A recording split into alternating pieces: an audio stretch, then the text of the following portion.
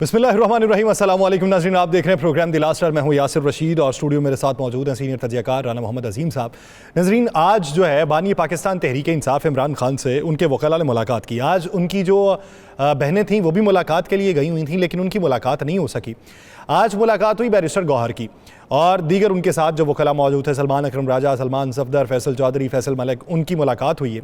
और उसमें जो पिछले दिनों में कयास आराइयाँ चल रही थीं कि बानी पाकिस्तान तहरीक इंसाफ की तबीयत कुछ ख़राब है, तो आज उन्होंने ये बताया कि जब वो अदालत के अंदर पेश हुए तो उस वक्त वो पसीने में शराबूर थे, एक्सरसाइज उन्होंने कर रखी थी, सेहत उनकी ठीक थी और जो एहतजाज पाकिस्तान तहरीक इंसाफ का था इस ज़िमन के अंदर उन्हें कोई इतलात मौसूल नहीं हुई थी। और फैसल मलिक जो उनके वकील हैं वो ये कहते हैं कि उन तक अखबार भी नहीं पहुंची थी, टेलीविज़न भी जो है उस पर भी खबर उन्होंने नहीं सुन रखी थी और उन्होंने अफसोस का इजहार किया और खिराज तहसीन पेश किया बुशरा बीबी को और अली अमीन गंडापुर को। और उन्होंने उस वाक़े के ऊपर ये कहा पाकिस्तान तहरीक इंसाफ को कि उस दिन जो कुछ हुआ उसके ऊपर आप ऐवान ज़ेरी और ऐवान बाला के अंदर अपना मौसर एहतजाज जो है वो रिकॉर्ड करवाएं। और साथ ही साथ उन्होंने ये कहा कि आइंदा की जो हिकमत अमली है वो मैं बाद में बयान करूंगा। लेकिन बैरिस्टर गौहर ने उसके बाद जो मीडिया से गुफ्तगू की है उसमें बहुत सी काबिल गौर बातें। एक बात तो ये उन्होंने कहा जी कि सैकड़ों हलाकतों की वजह से जो इस वक्त बातें चल रही थीं वो जिन लोगों ने बयान दिए हम उनसे इजहार लाताल्लुकी करते हैं। उन्होंने कहा जी बानी पाकिस्तान तहरीक इंसाफ को रेंजर्स, पुलिस और कारकुनान के हवाले से 12 अफराद की अमवात का बताया गया। फिर उन्होंने ये भी बात की कि डी चौक जाने के लिए तमाम रहनुमाओं को नहीं कहा गया था। तो ये जो दो बातें उनकी तरफ से की गई हैं, इसके बाद आइंदा का मंजरनामा क्या होगा कि कौन है फिर जिसने डी चौक जाने का कहा था। दूसरी बात ये कि आज हुकूमती इकदामात के तौर पे हमें ये सुनने को मिला है कि वारंट गिरफ्तारी जारी हुए हैं और ताहिर अब्बास सफरा साहब की अदालत से वो वारंट गिरफ्तारी जारी हुए हैं, जिसमें बैरिस्टर गौहर के वारंट गिरफ्तारी जारी हुए हैं, उमर अयूब साहब के हुए हैं, शेर अफजल खान मरवत के हुए हैं, मुराद सईद के हुए हैं, फैसल जावेद के हुए हैं। तो इन रहनुमाओं के वारंट गिरफ्तारी एक तरफ जारी हुए हैं तो दूसरी तरफ हमें यह तासुर मिल रहा है कि पाकिस्तान तहरीक इंसाफ शायद बैकफुट पे है। और अगर बैकफुट पे है तो क्या हुकूमत भी बैकफुट पे दिखाई देती है? कतई तौर पे नहीं दिखाई देती। बैकडोर डिप्लोमेसी के हवाले से या मुज़ाकरात के हवाले से बैरिस्टर गौहर जो हैं उन्होंने तो आज कैटेगोरिकली ये बात की है कि कोई मुज़ाकरात नहीं चल रहे। तो क्या इस ज़मन के अंदर कोई डायलॉग्स हो रहे हैं और अगर हो रहे हैं तो किस पैमाने के ऊपर हो रहे हैं? इसी पे बात का आगाज़ करेंगे। राना साहब की तरफ बढ़ते हैं। राना साहब, क्या समझते हैं बानी पाकिस्तान तहरीक इंसाफ जो थे उनको एहतजाज के 7 मुकदमात में गिरफ्तार किया गया, हालांकि वो थाना न्यू सेटेलाइट वाला मुकदमा था, उसमें आज जुडिशल हो गए। आज की मुलाकात से क्या नतीजा अखज़ करता है? बिस्मिल्लाहिर्रहमानिर्रहीम। अस्सलातु वस्सलामु अलैका या सय्यदी या रसूलल्लाह, अस्सलातु वस्सलामु अलैका या सय्यदी या हबीबल्लाह। ताजदार ख़त्म नबूवत जिंदाबाद जिंदाबाद। यासिर, बात यह है, आपने जिक्र किया बैरिस्टर साहब की सारी गुफ्तगू का, मैंने भी वो सारी गुफ्तगू सुनी। असल जो चीज़ अंदर से बाहर आई है ना, जो असल अंदर बात हुई, जो मेरे पास इतला है और जिसे किसी और ने नहीं बल्कि उस मुलाकात पे मौजूद एक शख्स ने मुझे खुद बताया। उन्होंने कहा कि बानी तहरीक इंसाफ से जब बताया गया तो उन्होंने ये बात तो दुरुस्त थी, उन्हें किसी चीज़ का इल्म नहीं था। उसके बाद उन्होंने सारी बात सुनी और एक बात लफ्ज़ उन्होंने अदा किया कि मुझे अपने कारकुनों और रेंजर समेत जितने पुलिस एहलकार जो इस दुनिया से चले गए सब पे अफसोस है। हमारी सियासत कभी तशद्दुद की सियासत नहीं थी, हमारी सियासत कभी ऐसी सियासत नहीं थी, ना हम ऐसी सियासत करते हैं और ना ही हम ऐसी सियासत का हिस्सा हैं जिसमें तशद्दुद हो, जिसमें पाकिस्तान के अंदर अफरा तफरी पैदा। उन्होंने कहा कि हम सारा मामला, मैं अपनी ज़ात की खातिर ये सारा मामला जो है अल्लाह ताला की बारगाह में पेश करता हूँ कि वहाँ से मुझे इंसाफ मिलेगा। ये लफ्ज़ अदा किए गए और ये मुझे जिसने बताया वो उस मुलाकात में यासिर साहब मौजूद। और फिर बानी ने वहाँ पर कुछ लोगों की सख्त तरीन तरीके से पूछा कि अगर जुलूस वहाँ तक पहुँच भी गया तो फिर क़यादत कहाँ थी जो इससे रोकते? जब लाइटें बंद आप कह रहे होना शुरू होगी तो क़यादत कहाँ थी जो लोगों को इकट्ठा करती और उन्होंने कहती जनाब आप फलां मकाम पर पहुँच जाएं, फलां मकाम पर पहुँचे, क्या ताकि किसी किस्म का तसादम ना हो। ये बात बड़ी कि उन्होंने कहा। फिर उसके बाद एक तो उन्होंने सारे इस्तीफ़े ख़त्म कर दिए। अच्छा, सलमान अकरम राजा साहब भी आपको पता ना था आज जी, सारे इस्तीफे, इवन अहमद रज़ा साहब का इस्तीफ़ा भी उन्होंने कहा नहीं, बिल्कुल उन्हें भी कहे कि आप अपने सारे लोग काम जारी रखें, मेहनत करें। पंजाब के हवाले से उन्होंने कहा जी मुझे पता है कि पंजाब के लोग निकलते हैं, निकले हैं, जिस सायत का उनको सामना करना पड़ रहा है, जिस मुश्किल का उन्हें सामना करना पड़ रहा है, उसके बावजूद वो निकले हैं। उन्होंने कहा कि अब आप लोग अपनी जमात को मुनज़्ज़म करके काम शुरू करें। जमात के फैसले, मैं आपको ये खबर दे रहा हूँ कि जमात के फैसले जमात के ज़िम्मेदारान करेंगे। यासर साहब, आप मेरा इशारा समझ गए ना जी, कि जमात के फैसले जमात के ज़िम्मेदारान करेंगे, कोई और नहीं करेगा। ये बिल्कुल वाज़े तौर पर आज ये कह दिया गया। एक और मैं आपको इसके अंदर खबर दे दूं कि वहां पर यह बात भी हुई है कि आप फौरी तौर पर जाके अपने साथियों के साथ मीटिंगें करें, हर चीज़ करें, अरेंज करें। और इसी दिसंबर के महीने में, मैं ये ब्रेकिंग न्यूज़ देता हूँ, आप कल से परसों से टीवी चैनल पे आपको ये नज़र आ जाएंगे कि इसी दिसंबर के महीने में 3 जलसे करें, चाहे वो KPK में हो, चाहे वो सिंध में हो, चाहे वो बलूचिस्तान में हो, और उसमें तमाम क़यादत को बुलाएं, उनका नाम रखें वर्कर कन्वेंशन, और उसमें यूनियन काउंसिल से लेकर ऊपर तक के तमाम ज़िम्मेदारान को बुलाकर उन्हें मुनज़्ज़म करें, उन्हें करें और कारकुनों के हौसले बुलंद करें। मेरे पास तो यह भी इत्तला है कि बैरिस्टर साहब जब वहाँ से निकले हैं, आपकी प्रेस कॉन्फ्रेंस के बाद बैरिस्टर साहब किसी और जगह भी गए हैं। अच्छा, और बहुत अहम ज़राए इस बात की तस्दीक कर रहे हैं कि बैरिस्टर साहब राब्ते शुरू हैं और राब्ते जारी रहेंगे। अच्छा राना साहब, ये बताइए कि बैकडोर डिप्लोमेसी की आपने बात की है कि बैरिस्टर गौहर जो हैं वो कर रहे हैं कहीं ना कहीं बातचीत, तो आज आके वो डिनाई क्यों कर रहे थे? दूसरी बात ये कि अगर बैकडोर डिप्लोमेसी चल रही है तो उसके अंदर क्या दीगर अवामिल भी कार फरमा है, कोई और पार्टी या कोई और ऐसी शख्सियत कि जो इस मामले को ठंडा होता देखना चाहती? इस वक्त अगर आप हकीकत जाने ना, इस वक्त तो सबसे ज़्यादा जो शख्स या जो पार्टी या जो स्टेक होल्डर चाहता है कि ये मामला ठंडा, वो हुकूमत है। उसका आपको एक वाज़ेह सबूत बताता हूँ। रोज़ाना कोई एक दिन ऐसा है कि जिसमें 3 से 4 प्रेस कॉन्फ्रेंसें ना होती हों, रोज़ाना हो रही। मुझे बात बता दें, आपके पास कैमरे हैं, आपके पास CCTV फुटेज है, वो एक दिन करके यार फाइनल करें, जिसने जुर्म किया उसे सजा दें। रोज़ाना एक नई चीज़ आ जाती है। इसका मतलब यह है कि आप चाहते हैं कि यह मामला ठंडा हो जाए, या फिर आप ये फैसला कर चुके हैं कि इस जमात पर पाबंदी लग जाए। 2 चीज़ें हो सकती हैं, या जमात पर पाबंदी या फैसला ठंडा करा, या इस मामले को ठंडा करना।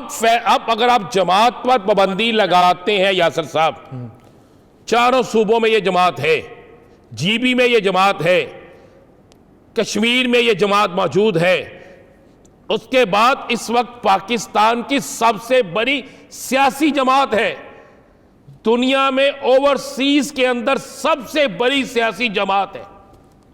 किस तरह पाबंदी लगाएंगे? किस बुनियाद पर पाबंदी लगाएंगे? आप जिसको जुर्म साबित करना चाह रहे हैं, अभी तक तो आप साबित नहीं ना कर सके। अभी आप आखिरी कोर्ट से उन्हें सजाएं दिलाएं, उनके अपीलों के राइट्स भी ख़त्म हो जाएं, तो फिर आप कर सकते हैं। और अगर आप वैसे ही कर दें, क्योंकि यासर साहब आपकी हुकूमत, आपका पता भी कोई नहीं लगता, जब चाहे जो मर्जी कर दें, अगर आप वैसे ही कर दें तो फिर उससे क्या होगा? मैंने पहले भी कहा था, तहरीक इंसाफ पर तो पहले 1.5 साल से पाबंदी है। तहरीक इंसाफ ना अपने इंतहाबी निशान पर इलेक्शन लड़ी है, तहरीक इंसाफ ना तहरीक इंसाफ के नाम पर इलेक्शन लड़ी है। तहरीक इंसाफ इलेक्शन लड़ी है इमरान खान के नाम पर।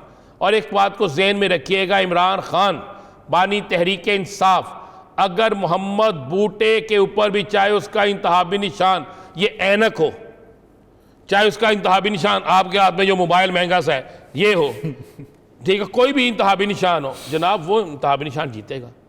आपने देखा नहीं, बड़े बड़े सियासी बुर्ज उल्टे हैं, बड़े बड़े सियासी लीडर, जो कोई कहता था मैं KPK का मैं सरबराह हूँ, मेरे अलावा KPK में कोई नहीं है, वो खुद नहीं जीत सका। ब्रेक लेनी है मुझे। ब्रेक लेने के बाद बताएं नाजरीन, तर्जुमान जमीयत उलमा इस्लाम पे असलम गौरी साहब हमें ज्वाइन करेंगे, कहीं नहीं जाएगा शहबाज।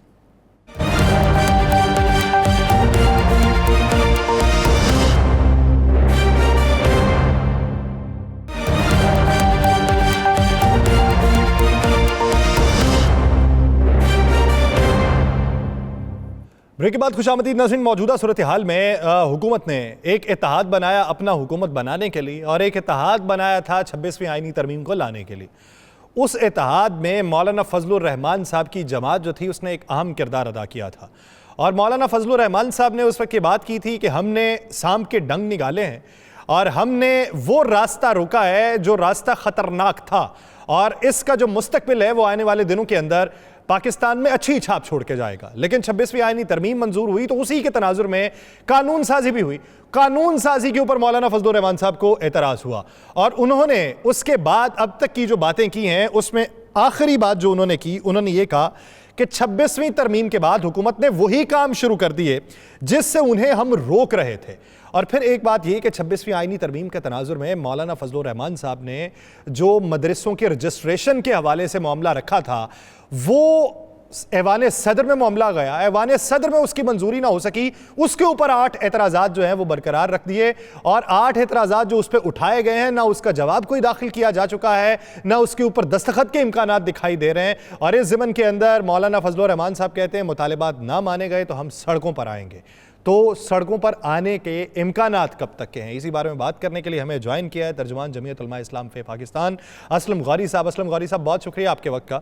असलम गौरी साहब, तहरीक आपने चलाई, तहरीक इस वक्त सिंध के दौरे के ऊपर थी, और सिंध में लाड़काना और सखर में बड़े आपके जलसे हुए हैं, उसमें भी बातें हुई हैं। लेकिन क्या वजह है कि हर बार जिनके ऊपर आपने तकिया किया, जिनके ऊपर एतमाद किया, जिन्होंने आपसे वादे किए, वो वादे कभी वफा ना कर सके और आप फिर भी उनके साथ अग्रीमेंट कर लेते हैं? बहुत शुक्रिया आपका। असल में बात यह है कि हमने तो तहरीक चलाई थी फरवरी के इलेक्शन के फौरन बाद, और उसका नाम रखा था अवामी असम्बली, जिसके हम 7 प्रोग्राम कर चुके हैं सखर बशमूल सखर, और अभी 8वां प्रोग्राम 8 दिसंबर को हम पेशावर में करने जा रहे हैं। तो मेरे मोहतरम दोस्त, बात यह है कि एतमाद सियासत में किया जाता है और एक दूसरे के बात को समझा जाता है।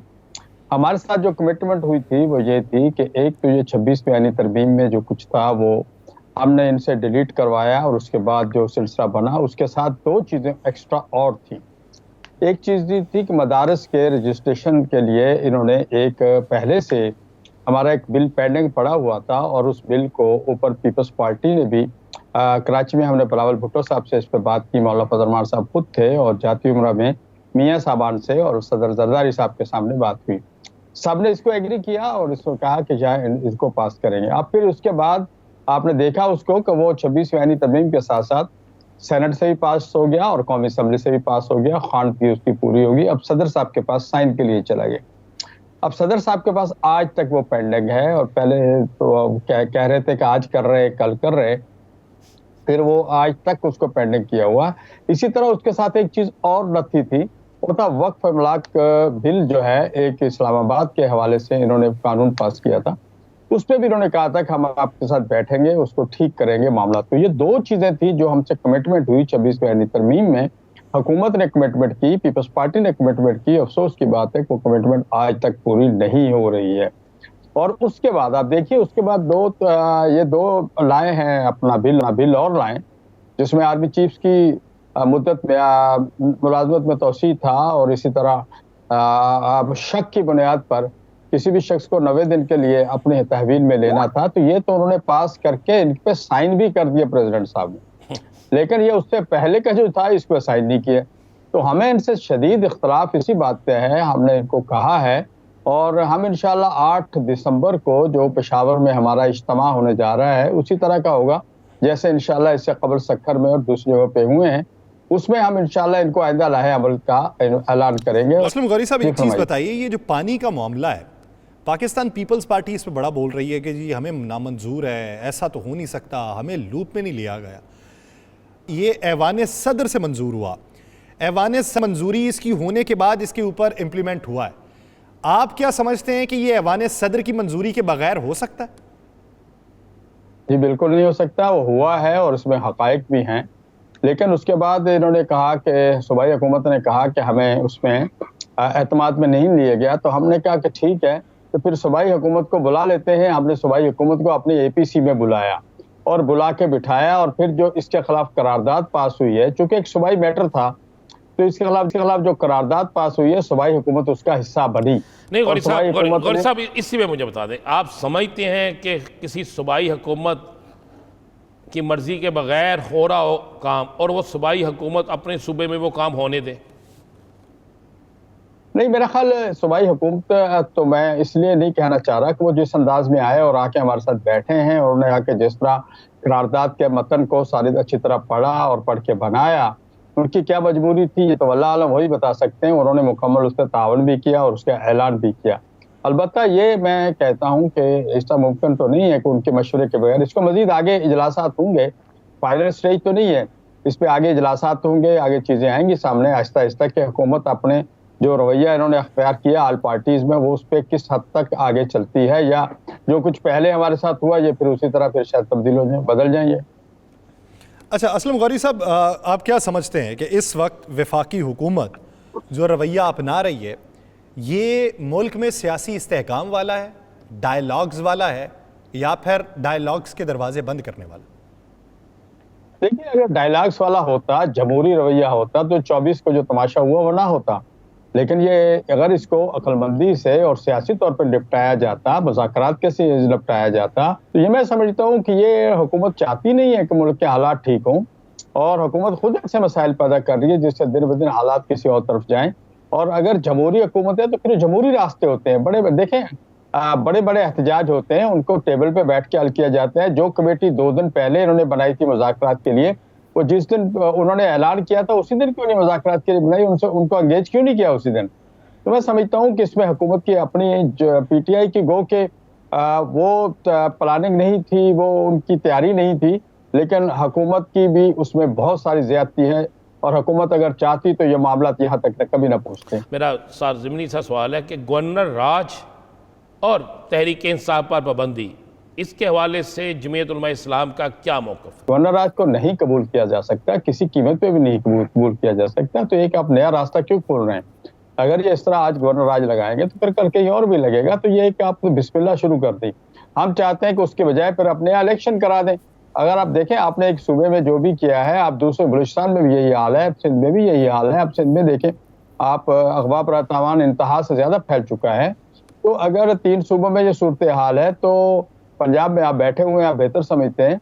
तो अगर ये सूरत हाल, तो उनको नए इंतखाबात की तरफ चले जाना चाहिए बजाय गवर्नर राज लगाने के। गवर्नर राज तो मसले का हल नहीं है, अब इंतखाबात की तरफ जाना चाहिए और नए इंतखाबात का ऐलान करना चाहिए और साफ सुथरे इंतखाबात करा के, बेशक ही नहीं की हुकूमत बने, हमें कोई एतराज नहीं है, PTI की हुकूमत बने, मुस्लिम लीग की बने, पीपल्स पार्टी की बने, लेकिन साफ और शफाफ इंतखाबात अगर हो जाए तो मैं समझता हूँ मसले का हल यही है क्या, और इसके अलावा कोई हल नहीं है इनके पास। नहीं, वो जो और तहरीक इंसाफ पर पाबंदी के हवाले से क्या कहेंगे? इस पर आपकी जमात कहाँ स्टैंड लेगी, क्या मौक़िफ़ होगा? ठीक है, अभी तक ये इस तरह की बातें अगर मगर में चल रही हैं। राणा साहब से क्लियर पोजीशन सामने आएगी तो फिर इस पे बात करेंगे इंशाल्लाह। और हमारी अभी तक तहरीक इंसाफ वालों से कोई मुलाकात भी नहीं हुई, क्योंकि वो अपने मसाइल में उलझे हुए थे। और मौलाना साहब भी मुल्क से बाहर थे, फिर उसके बाद सिंध के दौरे पे थे, अब पंजाब के दौरे पे भी हैं। एक आध दिन में फिर हम पेशावर चले जाएंगे, वापस आएंगे तो कुछ शायद इनसे मुलाकात हो, फिर बैठेंगे और देखेंगे क्या सूरत हाल है। लेकिन अभी मैं समझता हूँ कि इस किस्म की चीज़ें अगर मगर में हैं और इसमें कोई क्या क्लियर नहीं है कि हम किसी को ऐसा ही बात करके किसी को मौका दे कि वो लगाए या नहीं भी लगाना चाहता। तो इस तरह की कोई बात मैं करना नहीं चाहता। अच्छा असलम गौरी साहब, हाफिज़ अब्दुल्ला साहब ने जो कहा कि हुकूमत ने मुद्दत पूरी की तो मुल्क के लिए बड़ा नुकसान होगा, मुल्क के कौन सी ऐसे इकदामात हैं जो आपको लगता है कि मुल्क के लिए नुकसानदेह हो सकते हैं? हुकूमत कहती है मईशत हमने बेहतर कर दी, 100 इंडेक्स तारीख की बुलंद तरीन सतह पे, सरमायाकारी पाकिस्तान में आ रही है, महंगाई सिंगल डिजिट कर दी है। हुकूमत के मुताबिक तो यहाँ पे हालात जो हैं वो तो अमेरिका से भी बेहतर है। देखिए, हुकूमत में आपको याद होगा 24 तारीख का जब यह एहतजाज हो रहा था 2-4 दिन, तो हुकूमत की तरफ से आ रहा था इंडेक्स बढ़ रहा है और ऊपर की तरफ जा रहा है, कोई असर नहीं पड़ रहा है इसका। और आज प्राइम मिनिस्टर साहब कह रहे हैं उसका असर पड़ा है।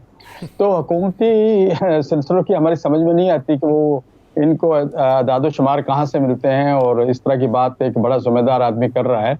और पिछले अगर बयानात उठा लेते अपने मिनिस्टरों के तो इनको पता चल जाता कि पहले हमने क्या कहा और अब क्या। दूसरी बात जो आपने कही है कि मैं समझता हूँ, हम भी यही समझते हैं कि हुकूमत इस वक्त बैसाखियों पे खड़ी है। आपको याद होगा पिछले दिनों पीपल्स पार्टी नाराज हो गई थी, फिर इनको मनाना पड़ता है।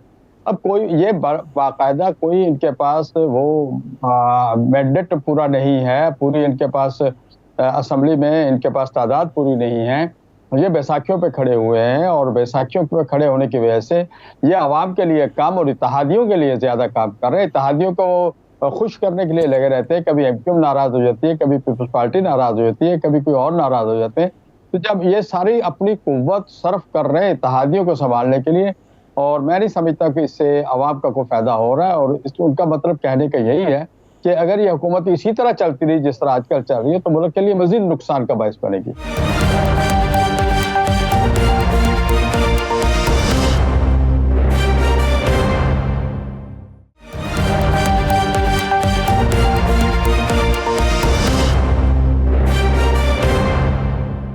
अच्छा गौरी साहब, मुझे तो अभी तक समझ नहीं आई। यासर को शायद समझ आ गई, बल्कि यासर भी कहता है मैं भी समझना चाहता हूँ। आप सियासतदान भी हैं और एक बड़ी सियासी जमात से आपका तल्लक भी है। ये रोज़ाना स्टॉक एक्सचेंज जो है वो आखिरी हद भी अबूर कर जाती है। कोई खदरा ही नहीं जाती, बल्कि सारी हदें अबूर कर जाती है। लेकिन अवाम बेचारी उसी तरह गुर्बत की चक्की में पिस रही है। कोई चीज़ सस्ती हमें नज़र नहीं आ रही। कोई पाकिस्तान में नई इंडस्ट्री आपको नज़र आई है? इससे आम आदमी को कोई फायदा नजर आ रहा है? देखिए, इंडस्ट्री बंद है। मैं आपको एक बताऊं, इंडस्ट्री बंद हुई है और तकरीबन को 70% के करीब इंडस्ट्री बंद है। और जो चल रही हैं वो हैंड टू माउथ वाली पोजीशन में है। उनकी मजबूरियां होती हैं, बैंकों से कर्जे लिए होते हैं, उनको चलानी होती हैं, वो नुकसान करके लॉसेस करके चला रहे हैं। और मैं समझता हूँ इस तरह की ये चीज़ें, ये इंडेक्स ऊपर और इंडेक्स नीचे चल जाना, ये सारी चीज़ें आपको पता है कि कंप्यूटर एरर होते हैं, बना लिया जाता है, आवाम को बता दिया जाता है। असल तो हम उस वक्त देखेंगे जब आप कुछ नजर आएगा, फील्ड में नजर आएगा। आप इसे इंडेक्स के ऊपर जाने को कंप्यूटर एरर कह रहे हैं? जी हाँ, बिल्कुल इस तरह की सूरत हाल है। इसमें और तो नहीं, जो हमें फील्ड में नजर कुछ नहीं आ रहा, एक्सपोर्ट में कुछ नजर नहीं आ रहा। आप जाके देखें एक्सपोर्ट कितनी हो रही है। पिछले साल जो इन दिनों में एक्सपोर्ट हुई थी उससे पिछले साल हुई थी, और इस साल कितनी हुई है। तो इन चीजों को देखना पड़े। हाँ, अलबत्ता आप ये कह सकते हैं कि पिछले साल डॉलर का रेट ये था, उस वक्त ये थी, और आज डॉलर का रेट ये आज ये है, तो अजी इतनी बढ़ गई है। तो ये सारा फिगर वर्क है सर, और कुछ भी नहीं है कि डॉलर रेट अप हो गया और कह दिया नहीं जी इतनी सारी हो गई है। ये नहीं कह रहे कि हमने डॉलर का इतना रेट फर्क पड़ गया और उसकी वजह से इतनी हुई है। तो ये सारी सूरत हाल है, आप भी समझते हैं, हम भी समझते हैं। इस तरह से यही वो चीजें जिसकी वजह से हुकूमत अपने लिए भी और आवाम के लिए भी नुकसान पैदा कर रही है, और जिसमें उसके लिए भी हुकूमत इसमें मुश्किलात में खुद पड़ रही है और साथ आवाम को डाल रही है। अच्छा, ये तो बता दें कि 8 दिसंबर में दिन तो रह गए 6, बल्कि 5 दिन रह गए। उसके बाद अगर ये 8 दिसंबर तक नहीं करते तो आपने कहा कि फिर हम अपना लाया अमल इख्तियार करेंगे। क्या हुकूमत ने आपकी वार्निंग के बाद कोई राब्ता किया है? मैं इस पे तो नहीं कुछ कह सकूंगा, मेरे इल्म में ऐसी चीज़ नहीं है, और हो सकता है कोई राब्ता हुआ हो। चूँकि मौलाना तो अपना पंजाब के दौरे पे सक्कर से चले गए थे, तो मैं कराची आ गया था, तो हमारा इस सिलसिले में कोई राब्ता तो नहीं हुआ। मैं इंशाल्लाह इस्लामाबाद जा रहा हूँ 2 दिन के बाद, और 8 से पहले हम इंशाल्लाह 6 या 7 को मशवरा करेंगे। उसके बाद 8 को इंशाल्लाह अगला लाहे अमल हम ऐलान करेंगे। अच्छा असलम गौरी साहब, एक चीज़ समझाइए, पाकिस्तान तहरीक इंसाफ कोई एहतजाजी जलसा करना चाहती है, कॉर्नर मीटिंग करना चाहती है, तो उसको करने की इजाज़त नहीं। जमात इस्लामी ने किया, पहले करने की इजाज़त दे दी, फिर उनके लोग गिरफ्तार कर लिए, फिर छोड़ दिए। लेकिन आपकी तहरीक भी हुकूमत के ख़िलाफ़ है। आपके लिए बड़ा नरम गोशा है हुकूमत का, यानी ना तो आप पे कोई FIR है, ना ही कोई इजाज़तनामा दरकार है, ना ही कोई धमकी है। तो ये आपसे वो जो रिलेशन है वो दूसरी जमातों से क्यों नहीं है? उसके पीछे की क्या मंतिक? देखिए, मैं समझता हूँ कि इसमें ये हमने सब कुछ भुगता हुआ है, ये चीज़ें जो हो रही है। लेकिन तहरीक इंसाफ ने जिस तरह से अली अमीन साहब ने जो रवैये से ऐलान किया था, उससे सामने वाला भी इश्तिहाल में आते हैं। हमने उस वक्त भी कहा था कि यह क़यादत जो है PTI की जो मौजूदा क़यादत है, चेयरमैन है, जनरल सेक्रेटरी है, उन लोगों को करनी चाहिए थी, वो ही अनाउंस करते। तो और उन्होंने अनाउंस नहीं की, और उन्होंने जो इस अंदाज में अनाउंस की और जो उन्होंने अंदाज़ अपनाया, इन्होंने भी उसी तरह का अंदाज़ अपनाया। मेरा ख्याल उनके दरमियान में तो ये एक सिलसिला है। बाकी रह गया हमारा तो आपको पता है, आज नहीं, हम तो PTI के दौर में भी हम इसी तरह आए थे, और कराची से एक बहुत बड़ा मार्च करते हुए हम लाहौर इस्लामाबाद गए थे। अब हमारे पे उस वक्त भी कोई मुकदमात नहीं हुए थे, इसलिए कि हमने अमनो अमान से अपना देखें, हम जमहूरी अंदाज तक समझना चाहते हैं ना कि हर दौर में जो है आपका पुरअमन तरीके से यहाँ पे कुछ नहीं होता। ये मान लिया अली अमीन गंडापुर ने ये सारा कुछ कहा, लेकिन एक लाहौर का एक जलसा हुआ था जिसको पूरे टाइम पे आके साउंड बंद करा दिया गया, पुलिस स्टेज पे आ गई, उसमें तो किसी ने कुछ कहा भी नहीं था। उस वक्त क्यों ऐसा किया गया? देखिए, ये हुकूमत की और पीटीआई की कुछ मोहब्बत भी ज्यादा है। हमने तो, आपको पता होगा कि जब हमने कराची से आए थे और इस्लामाबाद तक गए थे तो कहीं कोई पत्ता भी नहीं टूटा था और ना इस अंदाज में हुआ था। आपके सामने लाहौर शहर में बत्ती चौक में हम बैठे जलसा कर रहे थे और हमारे दरमियान से मेट्रो गुजर रही थी। ये सब चीजें आपके सामने हुई हैं। जमहूरी अंदाज में अगर हम कोई प्रोटेस्ट हम करना चाहें, कोई भी पार्टी करना चाहे, जमात इस्लामी को भी अगर उन्हें एक जगह दे दी, वो जमात इस्लामी वहां चली गई और 8-10 दिन 12 दिन बैठे रहे। वो जो 32 चौक वाला आपका वो जो जलसा था, वो मेरे ख्याल से तहफ़्फ़ुज़ ख़त्म नबूवत वाला था ना, उसी का तज़किरा? नहीं, ये वो मार्च था। नहीं, जब ये कराची से आज़ादी मार्च जो कराची से आया था, आज़ादी मार्च था, आज़ादी मार्च जो कराची से आया था, इस्लामाबाद गया था। अच्छा, वो उस दिन वाला पूछना है, वही जो तहफ़्फ़ुज़ ख़त्म नबूवत वाला था, उसकी इजाज़त ली थी आपने? जी हाँ, बिल्कुल इजाज़त, परमिशन थी हमारे पास, परमिशन थी उसकी। उन दिनों में दफ़ा 144 इन्होंने पीटीआई के लिए नाफिज की हुई थी, 2 दिन बाद उनका लाहौर में जलसा था। मैंने वही कहा था कि थोड़ा सा अंदाज में कुछ ऐसा है कि फिर हुकूमत भी घबरा जाती है, क्या पता नहीं क्या हो जाए और क्या नुकसानात हो जाए। बहरहाल हमने तो हर चीज़ के अल्हम्दुलिल्लाह इतना बड़ा जलसा, आप शायद लाहौर की तारीख में इससे कबल इतना बड़ा जलसा नहीं हुआ, आपने देखा होगा, लेकिन कोई ऐसा नुकसान नहीं हुआ। बल्कि हमने वहाँ पर पार्क में भी कोई नुकसान अगर छोटा मोटा हुआ भी तो उसके बाद भी हमने रिपेयर करके हुकूमत के हवाले किया। सफाई तक की है हमारे रज़ाकारों ने, सफाई करके देते हैं हवाले करते हैं। ये असम साहब, ये बता दीजिएगा कि आपको क्या नज़र आ रहा है मौजूदा सियासी सारे हालात में? क्या पीपल्स पार्टी, जो सुनने में आ रहा है, मैं आपको थोड़ा सा हवाला दे देता हूँ, जो आज भी पीपल्स पार्टी की मीटिंग हुई है, जो सुनने में आ रहा है कि पीपल्स पार्टी कोई अहम ओहदा मांग रही है। अहम ओहदा एक ही हो सकता है, वज़ीर आज़म का। तो आप देख रहे हैं कि ऐसी गेम होती है, आपको नज़र आ रही है? हल मुश्किल है, पीपल्स पार्टी के लिए भी ये माहौल नहीं है।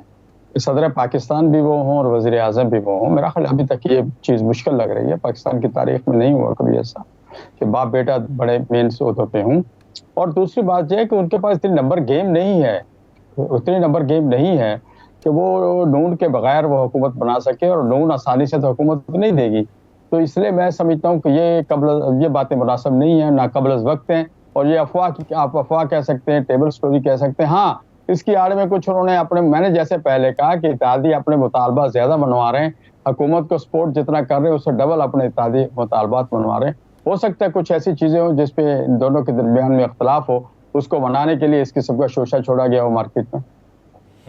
सही, शोशा छोड़ा गया, टेबल स्टोरी है, इसमें बाइक दिखाई नहीं देते। बहुत शुक्रिया असलम कारी साहब इस हवाले से अपना वक्त देने के लिए। नाज़रीन, मुख्तलिफ अदवार में मुख्तलिफ हुकूमतों के मुख्तलिफ चैलेंजेस रहे। हालिया अगर मंजरनामे को देखें तो माजी करीब से लेकर अब तक की जो बाज़गश सुनाई देती है वो ना तो इंपोर्ट एक्सपोर्ट की सुनाई देती है, ना ही किसी और कारोबार को फ़रोग देने की सुनाई देती है। उसमें एक अहम उनसर IT एक्सपोर्ट और IT का पाकिस्तान में कारोबार है, जिसको लेके बैनुल-अक़वामी सतह पे बहुत सी बातें होती रही हैं और मुख्तलिफ मफरूज़ात अपनाए जाते रहे। एक ऐसा वक्त कि जब पाकिस्तान के अंदर फायर वॉल की तनसीब से लेके आने वाले वक्तों में उसके मसाइल तक का दौर था, तो उसमें बेशुमार बेचैनियां पाई जाती थी। मुख्तलिफ सेक्टर्स के अंदर जो IT से वाबस्ता थे, जो बैनुल-अक़वामी सतह के ऊपर कारोबार करते थे, उनका कारोबार मुतासिर हुआ। फिर VPN मुतारिफ हुआ और VPN के जरिए वो कारोबार चलाया जाने लगा। पहले भी चलाया जाता था, लेकिन कारोबार के साथ साथ वो आम जिंदगी के अंदर भी आम फर्द में सरायत कर गया। उसका मोबाइल फोन भी था, वो VPN के जरिए चलने लगा। लेकिन फिर ऐसा वक्त भी आया कि जब यह कहा गया कि VPN जो है वो भी रजिस्टर्ड किए जाएंगे और ऐसे VPN जिनसे गैर कानूनी मवाद तक रसाई हासिल होती है उसको बंद कर दिया जाएगा। एक नया अमल शुरू हुआ जिससे टेलीकॉम का सेक्टर जो है उसके ऊपर एक सवालिया निशान लगा है। और उसके बाद ऐसे लोग जो IT सेक्टर के अंदर काम कर रहे हैं वो पाकिस्तान में काम करने को क्या आप तरजीह दे रहे हैं? मुस्तकबिल करीब में कब तक ये मामलात चलते रहेंगे? और अगर आपकी फ़ोन कॉल अभी मुतासिर हो रही है तो वो किस वजह से मुतासिर हो रही है, और VPN इस्तेमाल करना किस हद तक महफूज या गैर महफूज है? इसी बारे में बात करेंगे। हमें ज्वाइन किया IT एक्सपर्ट कमल चीमा साहिबा ने। कमल चीमा साहिबा, बहुत शुक्रिया आपके वक्त का। कमल साहिबा, जिस तरीके से आप को अच्छे तरीके से मालूम है कि पाकिस्तान किस दौर से गुजरा है और हम कहाँ तक पहुँच चुके हैं, यानी माजी करीब में जो कुछ होता रहा उसके नताइज हमने भुगत लिए। अभी बातें जो हो रही हैं वो VPN के महफूज और गैर महफूज होने की हैं, ये वफाकी हुकूमत हमें कहती है। तो अगर VPN के IP एड्रेसेस ब्लॉक होना शुरू हो जाएंगे और वो पेड VPN पे मामला जाना शुरू हो जाएगा, तो उससे बेहतरी होगी, नुकसान होगा, या मुस्तकबिल में कोई ना कोई और रास्ता निकाला जाएगा? अभी हम पेड वीपीएन यूज करने का तो कह नहीं रहे, हम तो कह रहे हैं कि जी वीपीएन कंपनी से एक स्टैटिक आईपी एड्रेस लें, वो स्टैटिक आईपी एड्रेस को रजिस्टर कराएं, जो कि बिल्कुल एक इम्प्रैक्टिकल बात है। 35 लाख तो देखिए हमारे पास फ्रीलांसर्स हैं, 35 लाख तो स्टैटिक आईपी एड्रेसेस ही नहीं है IPv4 स्पेस के अंदर। पूरी दुनिया में इतने तो मेरा ख्याल है आईपी एड्रेसेस भी नहीं रह गए हुए। और जितने भी फ्रीलांसर्स हैं आईपी एड्रेस सबको नहीं मिल सकता, सब नहीं ले सकते। तो किस तरह ये कहा जा रहा है, इसके पीछे क्या होमवर्क हुआ है, ये बिल्कुल भी जो कहा जा रहा है जिस तरह से अभी कराया जा रहा है बिल्कुल प्रैक्टिकल नहीं है। किसी और तरीके से कराएं तो अलग बात है, उसको फिर उसके ऊपर गौर व फिक्र हो सकती है और देखा जा सकता है कि उसमें क्या प्रैक्टिकलिटी है। मगर अभी जिस तरह से रजिस्टर्ड वीपीएन के ऊपर बातचीत चल रही है ये मुमकिन नहीं है। इस तरह फ्रीलांसर्स काम नहीं कर सकेंगे, ये फ्रीलांसर्स नहीं ले सकते और इसके थ्रू हमें बहुत बड़ा नुकसान होगा।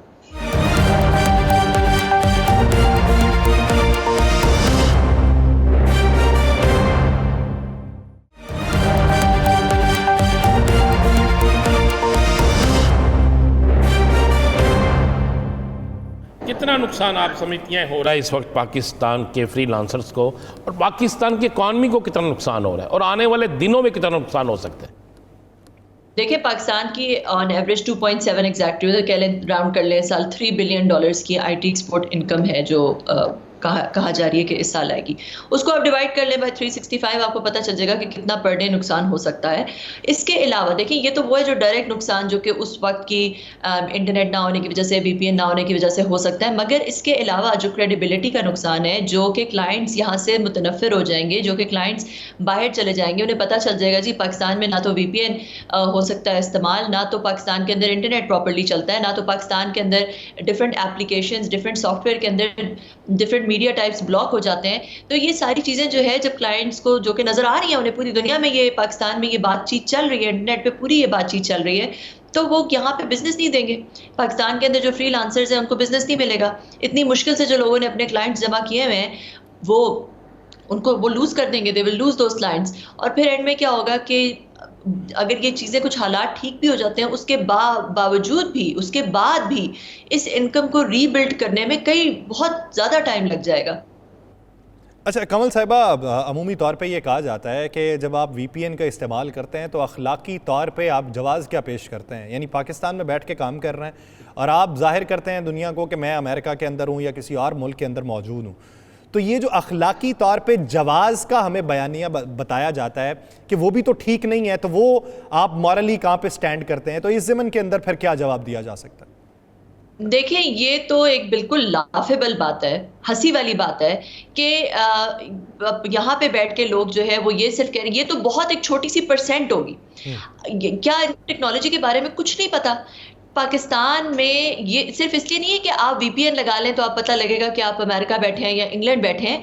वीपीएन का मकसद ये होता है कि इंटरनेट के ऊपर कोई भी कंपनी अपना डेटा प्लेन टेक्स्ट में जाने नहीं देती, क्योंकि इंटरनेट ओपन है। इंटरनेट के ऊपर कोई भी आप किसी भी कंपनी का डेटा चोरी कर लेता है। कंपनीज के अपने वीपीएन होते हैं जो कि कहीं से भी, दुनिया से कहीं से भी कोई भी रिमोट वर्कर को जब वो हायर करती हैं तो वो सिर्फ और सिर्फ उस वीपीएन के थ्रू ही कंपनी का डेटा सेंटर, कंपनी के सर्वर्स, कंपनी का डेटा एक्सेस कर सकता है।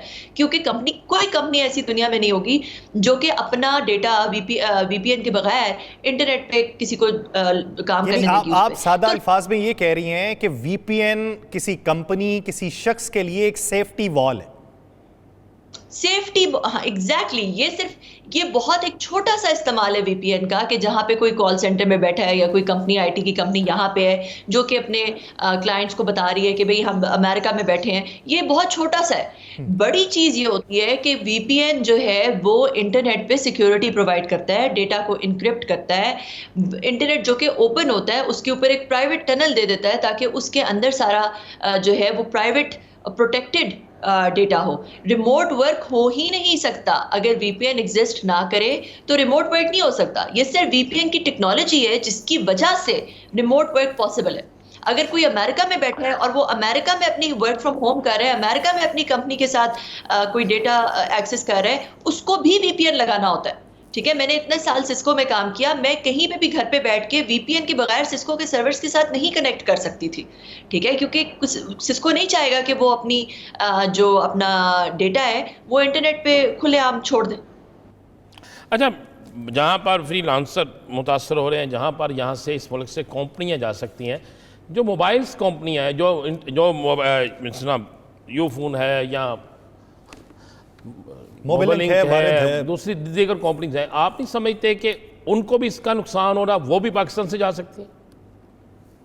देखें, जितनी भी कंपनीज जो कि आईटी सेक्टर में काम करती है, मोबाइल कंपनीज अपनी बहुत सारी सर्विसेज जो है वो ओटीटी देती हैं, बहुत सारे और चीज़ें हैं। और दूसरा ये कि जब इतनी ज़्यादा 4G के ऊपर या जब भी इस तरह की इंटरनेट थ्रॉटलिंग होती है, जब भी होती ये इस तरह की चीज़ें होती हैं, तो ये हर एक को इसका नुकसान होता है और हर एक को ये प्रॉब्लम हो सकती है। ठीक है, मतलब देखिए, पाकिस्तान में जो डेटा है, जो उनका रेवेन्यू है बहुत ज़्यादा, वो इस तरह के बैंडविड्थ यूजेज से आता है, वो सारा रेवेन्यू उनका इफेक्ट हो रहा होगा 100%। अच्छा कमल साहिबा, जिस तरह दुनिया बात कर रही है 5G पे जाने की, हम तो सिंगल G को तरस रहे हैं। ये अभी मौजूदा सूरत हाल में हुकूमत से पूछें तो वो कहती है कि कोई ब्लॉकेज नहीं है किसी सतह से भी, लेकिन हम ये देखते हैं कि हमारा डेटा चलते चलते बंद हो जाता है, उसके ऊपर एज आना शुरू हो जाएगा, या कॉल्स हम जो सिंपल GSM कॉल्स में लाते हैं उसके अंदर आवाज़ में इतनी रुकावट है कि माजी के अंदर दिखाई नहीं देती थी, जब पाकिस्तान के अंदर 2G था तब भी ऐसी नहीं दिखाई देती थी। इसकी वजह पीछे क्या है? देखिए, अगर मैं सिर्फ टेक्नोलॉजी के पर्सपेक्टिव से बात करूंगी तो आप हुकूमत से पूछ सकते हैं, मिनिस्ट्री ऑफ आईटी से पूछ सकते हैं कि एग्जैक्टली वजह क्या है। मगर अगर मैं एज अ टेक्नोलॉजी पर्सन बात करूं तो इंटरनेट की थ्रॉटलिंग हो रही है कहीं ना कहीं, इंटरनेट को कहीं ना कहीं रोका जा रहा है। इंटरनेट में जो डिफरेंट सॉफ्टवेयर इस्तेमाल, जैसे व्हाट्सएप एक एप्लीकेशन है, व्हाट्सएप के अंदर जो डिफरेंट मीडिया टाइप्स है उनको ब्लॉक किया जा रहा है। तो ये किसी ना किसी एक्सटर्नल डिवाइस ही के थ्रू मुमकिन हो सकता है, या तो वो कोई फायरवॉल हो या DPI हो या इस तरह की कोई चीज़ हो, उसी के थ्रू ये मुमकिन होता है। इंटरनेट थ्रॉटलिंग भी इसी तरह मुमकिन होती है। तो इसलिए ये तो नज़र आ रहा है कि मतलब जो भी आम यूज़र है जो कि इंटरनेट को इस्तेमाल कर रहा है या 4G पे इंटरनेट को इस्तेमाल कर रहा है, वो ये सब लोग एक्सपीरियंस कर रहे हैं। किसी एक बंदे का या चंद बंदों का तो एक्सपीरियंस है नहीं, ये तो एक बहुत वाइड स्प्रेड वेल नोन बात है और वेल नोन एक्सपीरियंस है। आप हर बंदे से पूछें, उसने ये प्रॉब्लम्स फेस की हुई हैं। अच्छा, भारत के अंदर और अमेरिका के अंदर, इन दो मुल्कों के अंदर इंतखाबात में सोशल मीडिया का बेइंतहा इस्तेमाल हुआ, चाहे वो इल्ज़ामात की सूरत में हुआ, स्कैंडल की सूरत में हुआ, किसी और भी सूरत में हुआ। वहाँ पर तो ये मामला नहीं हुआ। आखिरकार पाकिस्तान में ये मामला कुछ टेक्निकल बुनियाद पे है या आप समझती हैं कि सियासी बुनियादों पर ही किसी चीज़ को रोकने के लिए किया जा रहा है? इसके ऊपर मैं कुछ कह नहीं सकती। मेरा अपना जो पर्सनल ओपिनियन है वो अपना एक पर्सनल ओपिनियन है, जो कि मुझे लगता है यही है कि क्योंकि जो सियासी इवेंट हो रहे हैं उनसे कोइंसाइड कर रही है हुकूमत की ये बंदिश, तो ये कहना एक लॉजिकल कंक्लूजन बिल्कुल एक आम शख्स के लिए एक अक्ल को बात अपील करती है कि ये पॉलिटिकल रीजंस की वजह से ही हो रहा है। अच्छा कमल साहिबा, एक चीज़ ये बताइए कि क्या पूरे सोशल मीडिया के ऊपर कंट्रोल पाया जा सकता है? ऐसे डिवाइसेस हैं कि जिससे गेटवे का एक ऐसा तरीका अपनाया जाए कि जिसमें चीज़ें छांटी कर ली जाएं कि ये मवाद जाएगा या ये नहीं जाएगा? क्या ऐसा मुमकिनात में से है? और अगर है तो उसके लिए कितना अरसा दरकार होगा, कितनी वो मशीनरी दरकार होगी या कितनी जिद्दत पसंदी चाहिए? देखिए, ये जितनी भी सोशल मीडिया कंपनीज हैं इनको हम तो ओन नहीं करते, तो इसलिए इन कंपनीज के ऊपर हमारा बहुत कम कंट्रोल है। हाँ, अलबत्ता अच्छा, और इनमें कुछ ऐसी कंपनीज हैं जिनका जो डेटा जब जाता है तो वो बिल्कुल इंक्रिप्टेड होता है। ठीक है, जब जहाँ पे भी जो भी कंपनीज AES 256 इंक्रिप्शन को इस्तेमाल करती हैं, उसका पैकेट खोल के देखना कि कौन सा डेटा अलाउ करना है, कौन सा नहीं अलाउ करना, बिल्कुल नामुमकिन है। हाँ, अलबत्ता ये ज़रूर हो सकता है कि डिफरेंट मीडिया टाइप, आपने देखा होगा व्हाट्सएप पे ऑडियो मैसेजेस या वीडियो मैसेजेस डाउनलोड नहीं हो रहे, या जो पिक्चर्स हैं वो डाउनलोड नहीं हो रही, कि आप डिफरेंट जो सॉफ्टवेयर हैं या एप्लीकेशंस हैं उनका आप media type, certain media type block कर सकते हैं। तो ये बिल्कुल मुमकिन है। तो इसलिए जो हम किसी भी फायरवॉल या किसी भी इस तरह के DPI के थ्रू अगर कुछ किया जा सकता है तो उस पर लिमिटेशन ज़रूर हैं, क्योंकि इन सोशल मीडिया कंपनीज को हमारी जो हम नहीं ओन करते। अच्छा, ये फायरवॉल बड़ा शोर मचा हुआ है। फायरवॉल कितना अरसा, क्या ऐसा मुमकिन है कि ये फायरवॉल ताहयात जब तक पाकिस्तान में वो चाहे रह सकती है। क्या फायरवॉल से ये सारी चीज़ें रुक सकती हैं या ये सिर्फ एक महसूस चीज़ के लिए होती है? देखें, जो फायरवॉल टेक्नोलॉजी होती है ना, सिर्फ टेक्नोलॉजी की बात करते हैं, पाकिस्तान में क्या है क्या नहीं है हमें नहीं पता, मगर अगर सिर्फ मैं टेक्नोलॉजी की बात करूं, फायरवॉल इटसेल्फ जो है वो सिर्फ ये देखती है कहाँ से पैकेट आ रहा है, कहाँ पे जा रहा है, और उसके बेसिस पे उसको वो ब्लॉक कर सकती है, जाने दे सकती है, उसको डिफरेंटली ट्रीट कर सकती है। फिर फायरवॉल के साथ जो नेक्स्ट जनरेशन फायरवॉल, इसके अंदर और सारी बहुत टेक्नोलॉजीज और डाल दी हैं, ठीक है, जिसमें डी पैकेट इंस्पेक्शन हो गया, और चीज़ें आ गई, वेब मॉनिटरिंग होगी एक्सेट्रा, तो उसके अंदर फिर आप और चीज़ें कर सकते हैं। अच्छा, अब जो सोशल मीडिया इनक्रिप्टेड है, जैसे कि मैंने आपको पहले बताया कि जो कि प्रॉपरली इनक्रिप्टेड है, उसको कोई फायरवॉल खोल के उसके कंटेंट को नहीं देख सकती।